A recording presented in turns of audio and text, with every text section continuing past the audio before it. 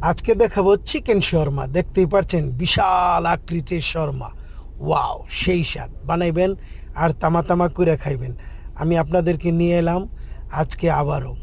এটাকে খুব সুস্বাদু খাবার বলা চলে, অ্যারাবিয়ানদের খাবার। অ্যারাবিয়ানরা বিশেষভাগ যখনই অনেক রকমের খিদা লেগে যায় তখন এসে তারা এই সাস, অর্থাৎ শর্মার মধ্যে অনেকগুলা সিস্টেম আছে, এটাকে বলে সাস।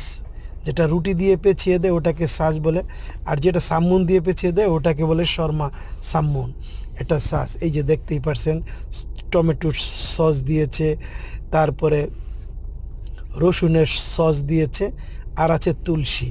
তুলসী আরবিতে বলে, সেটা আমাদের দেশে সালাতের মতোই সেম। দেখতেই পাচ্ছেন, আমিও বিসমিল্লা বলে শুরু করে দিলাম। ধামাকা মরিচ দেখতে পাচ্ছেন, একটু জাল হলে খুব ভালোই লাগে মোটামুটি। ওয়াও!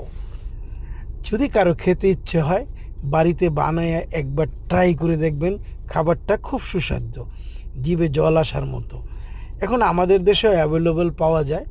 তাই এই যে দেখতে পাচ্ছেন